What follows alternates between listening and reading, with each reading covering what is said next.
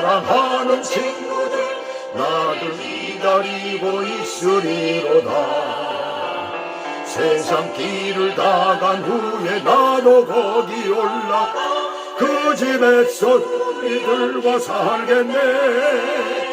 주의 얼굴 배우리 주의 얼굴 배우리. 슬픔 하나도 없고 금빛 찬란한 데서 구속하신 주의 얼굴 배우리. 이 세상에 머물 동안 주의 일을 입으며 주의 구원함과 은총 전하고 나의 생명 마치는 날 성령에 올라가 주의 얼굴 그곳에서 배우리. 주의 얼굴 배우리 주의 얼굴 배우리.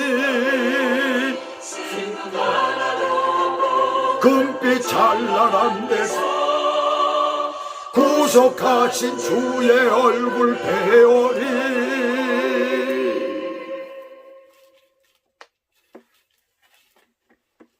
오늘 하나님의 말씀은 창세기 49장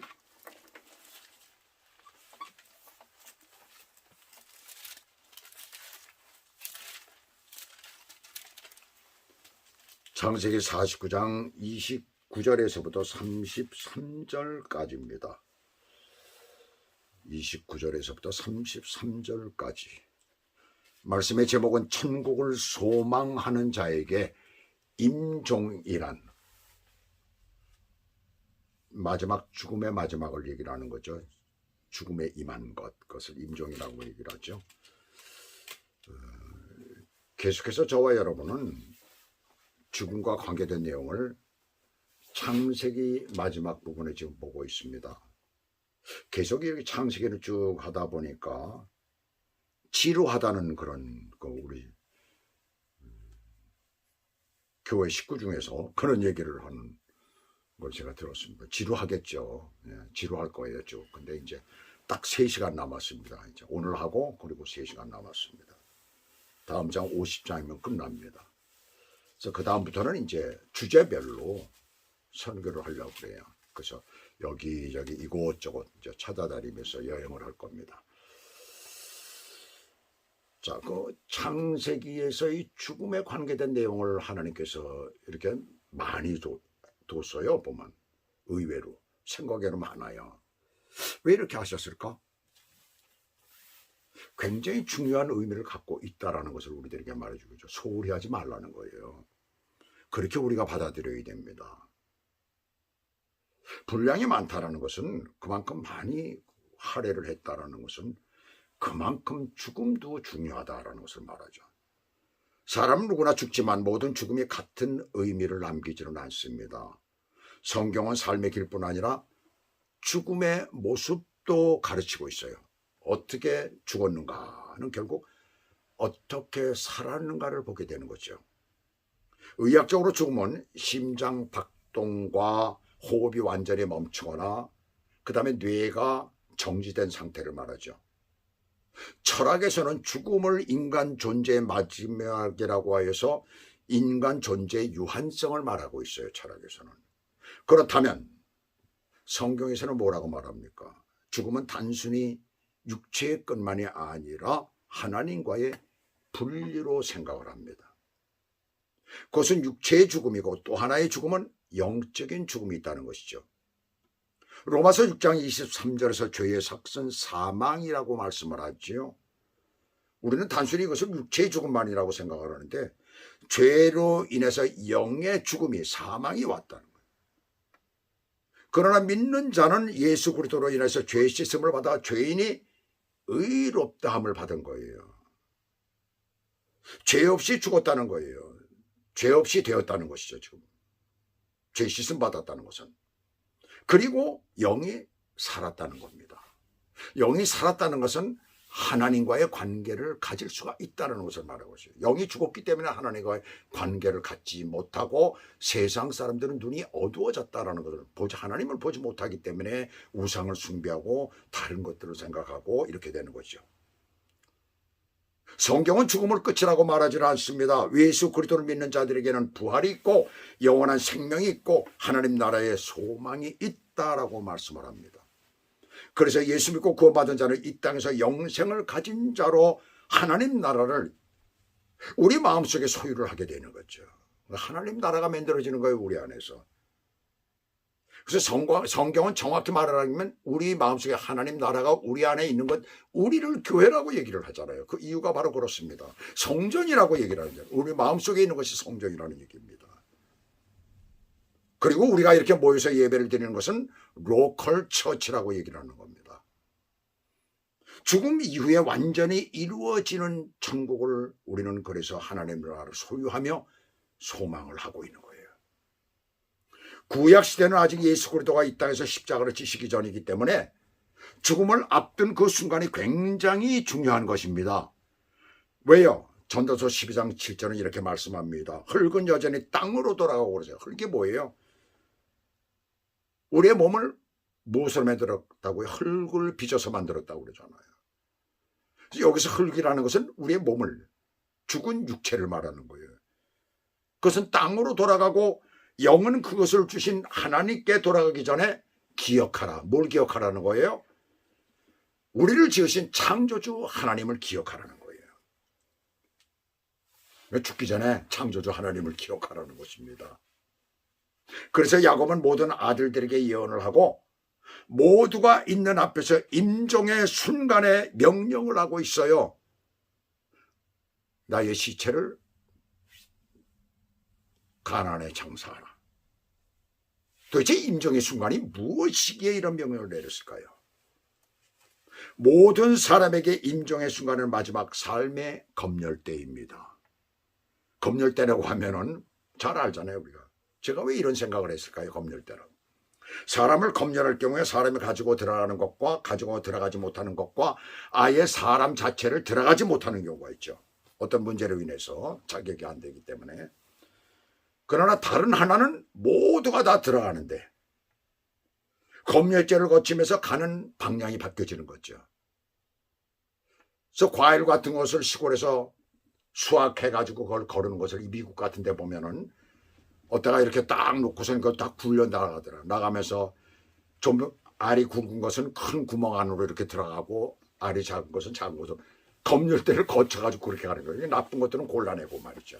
검열대잖아요. 나쁜 것은 골라버리고 그러고서 그렇게 쭉 가서 가는 방향이 달라지는 거예요. 임종에서의 검열대는 마치 지금 말씀드린 그 후자와 같다라고 할 수가 있습니다.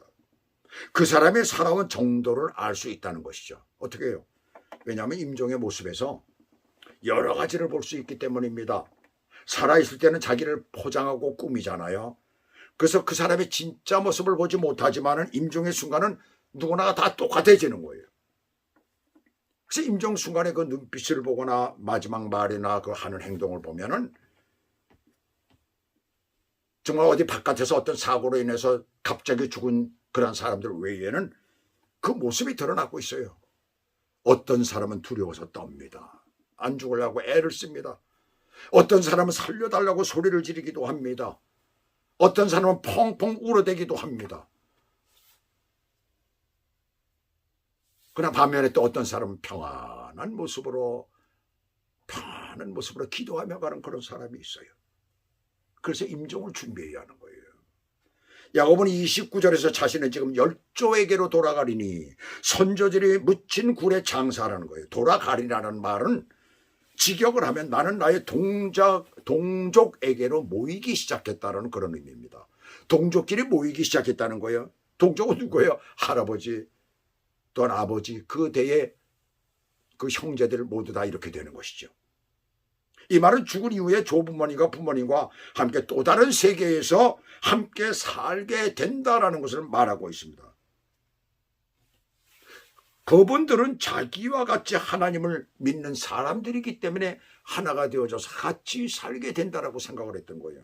죽음이 그것으로 끝나는 것이 아니라 이 세상 이후의 세계 속으로 이어진다는 것을 여기서 말하고 있습니다. 사람들이 이 땅에 사는 동안에 이후의 세계가 있다는 것을 확신하고 산다면 거짓되고 다른 사람에게 피해를 주고 또 탐욕에 눈이 어두워져서 나쁜 짓을 하는 아마 그런 일은 하지 않을 것이에요. 아마. 누구나 다 다른 세계가 있다. 내가 그곳에서 심판을 받고 어쩌면 검열대에서 내가 걸러질지도 모른다. 뭐 이런 생각을 한다는가 말이죠. 혹은 나는 아예 필요 없는 종이다. 종류다라고 해가지고 그렇게 생각할 수도 있겠죠. 요즘 한국에서 일어나고 있는 삼성전자의 노사 문제가 국민들의 큰 근심거리가 되고 있죠. 관심거리라기보다 근심거리가 되고 있더라고요. 삼성은 본래 노동조합 노조가 없었던 것으로 유명합니다. 그것은 고 이병철 회장 할아버지가 되죠. 이재용 회장의 처음부터 노조를 반대했어요. 그 대신에 삼성에서는 연봉을 많이 줬습니다. 봉급을 많이 줬고 그리고 복지가 아주 좋지 않아요. 그래서 새로 대학을 졸업해가지고 직장을 들어가는 애들에게는 완전히 꿈의 직장이에요. 학교에서도 공부 1, 2등 하는 애들만 들어가는 그야말로 회사에 취직하기 위해서 열심히 공부해가지고 그런 애들 아니면 들어가기가 어려운 그런 꿈의 직장이라고 그랬잖아요. 경쟁률이 바늘구멍만 해서 들어가기가 힘든 곳이에요. 그래서 그곳에 일하는 사무직원들이나 또 공장에서 일하는 사람들은 자부심을 갖고 일했던 그런 곳입니다. 그곳에 노조가 불과 몇 년 전에 생기더니 문제가 생긴 거예요. 노조가 처음 생길 때 불과 몇천 명이던 그런 노조원이 7만 명이나 된 거예요. 근데 요 근래 AI 반도체로 인해 가지고 호황으로 인해서 회사가 엄청난 돈을 버는 거예요. 아마 100 몇십억인가 뭐 200억, 200조 뭐 이 정도를 아마 번 것 같아요. 그럼 그 이익의 15% 45조를 갖다 내라 이거예요. 성과금으로 내라는 거죠. 성과금으로. 한 사람 한 사람에게 다 배당해 달라는 거예요. 7만 명을 계산을 해보니까 6억 원이 넘더라고요. 보니까. 그 회사로서는 난감한 일이죠. 처음에 회사 들어갈 때 연봉 얼마 주기로 하고 들어가고 보너스도 얼마고 뭐 다 그거 받기로 하고 들어간 거 아니에요. 그 남는 거 사실 요구한다는 것도 웃기는 얘기예요. 있을 수 없는 일이죠. 이익이 남으면 회장이나 주주들이 그걸 다 인마에 포켓하겠습니까? 회사를 위해서 회사가 유지하고 더 성장하기 위해서 투자도 해야 되고 새로운 투자해야 되고 더 많은 유지 비용이 들어가게 되어 있는 거죠.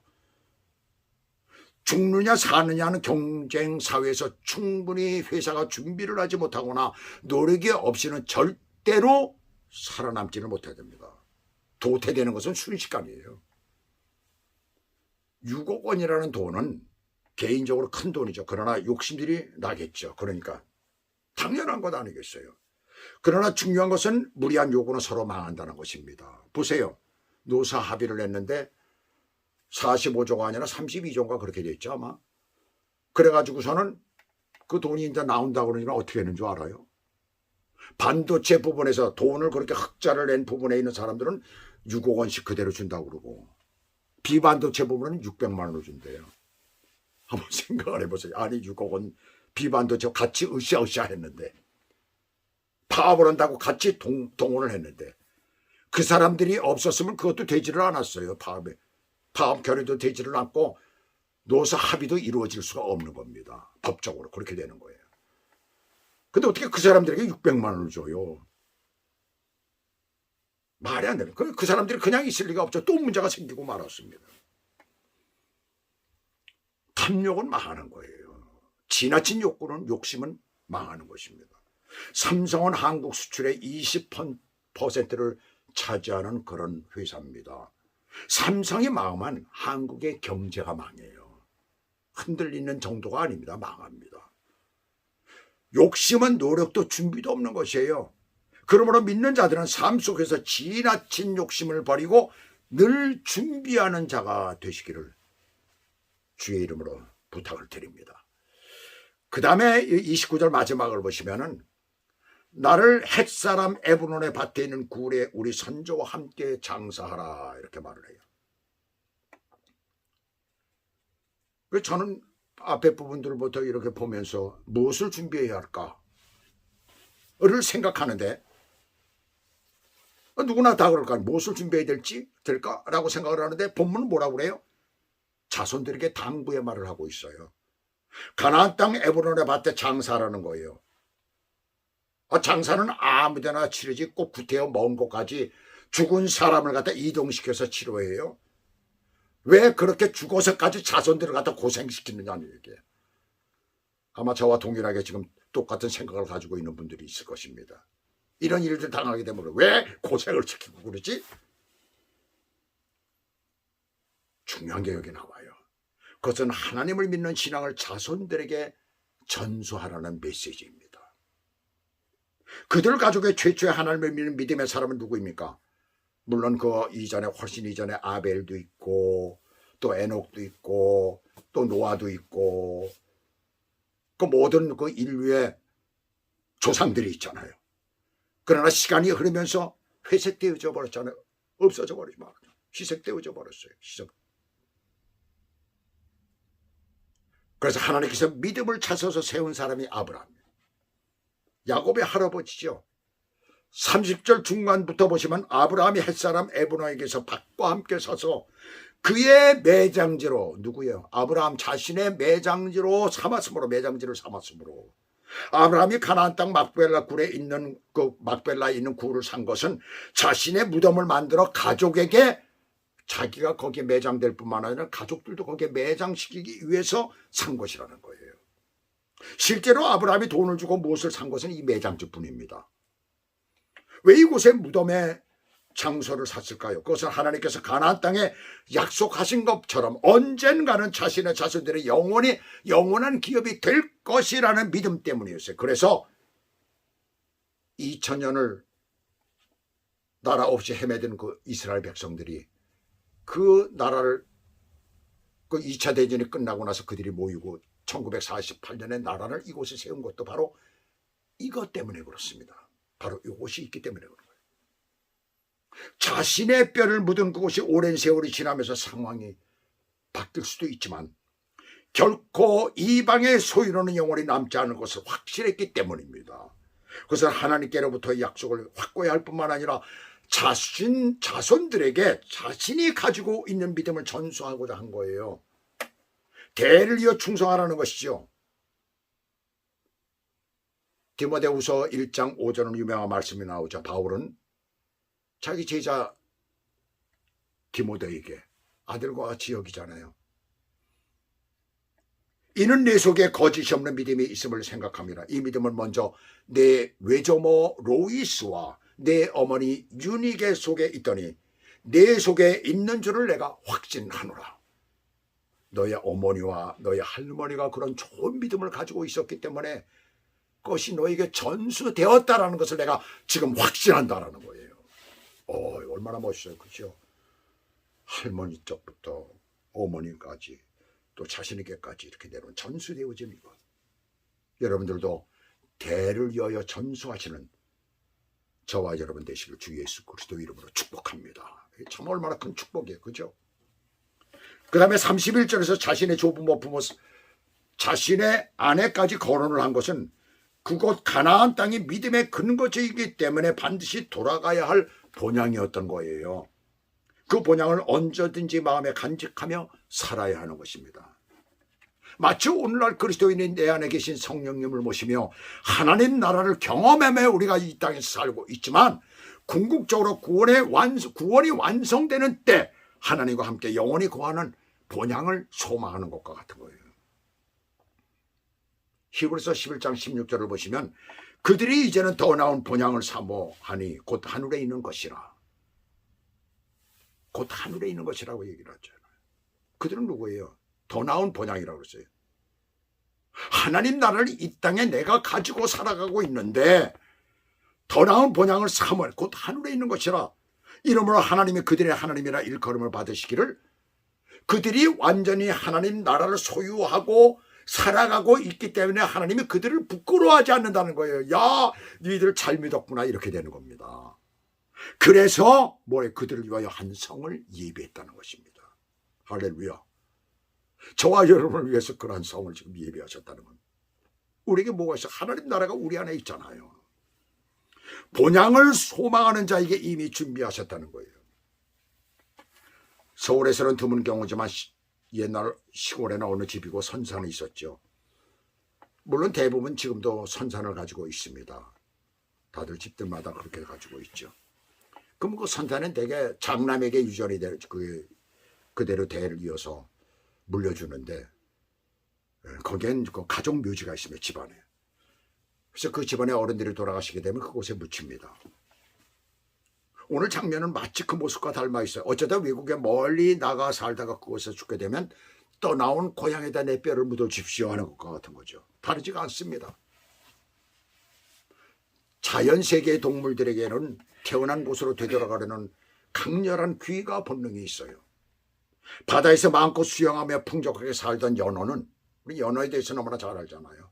때가 되면 아무리 거친 물살이 가로막아도 자신이 태어난 모천, 어머니의 냇가, 그걸 향해 거슬러 올라갑니다.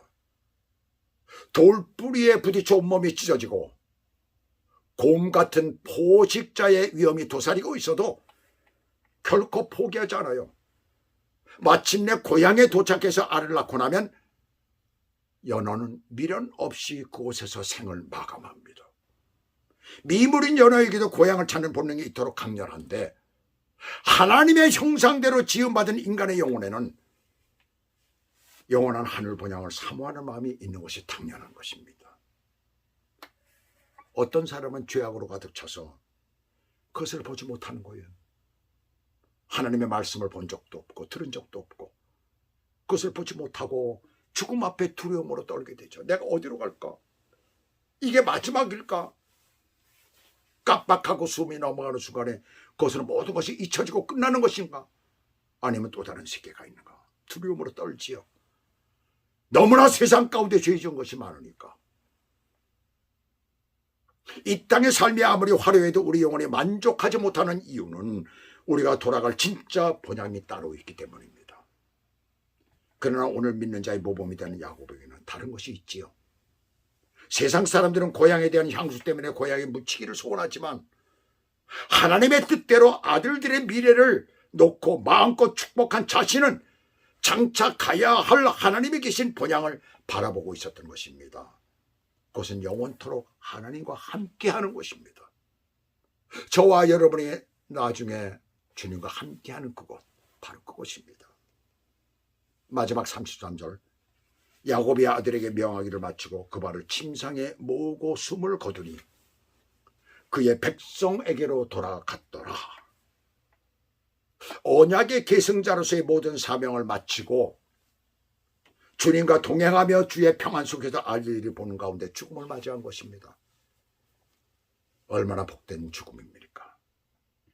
얼마나 아름다운 임종입니까? 이런 마지막을 준비하며 사시기를 주 예수 그리스도의 이름으로 축복합니다. 기도하시겠습니다. 하나님 아버지, 오늘도 이 귀하고 아름다운 죽음에 관한 그런 내용의 말씀을 저에게 주심을 감사드립니다. 야곱의 이 마지막 임종의 순간을 우리가 보면서 그가 깊은 생각을 가지고 자손들에게 믿음을 점수시키기 위해서, 또한 그들이 믿음을 지키며 온전히 살기 위해서 마지막 순간에 그런 모습으로 주님 앞에 가는 것을 우리가 봅니다.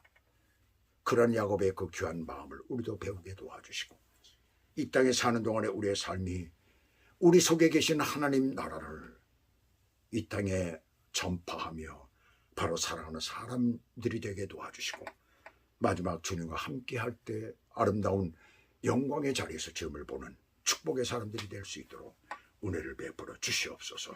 주께서 오늘도 저희들 가운데 아름답고 복된 말씀으로 채워주셨사오니 이 말씀을 실천하는 아름다운 삶을 살 수 있도록 인도하여 주시옵소서. 예수 그리스도 이름으로 감사하며 기도 올리옵나이다. 아멘.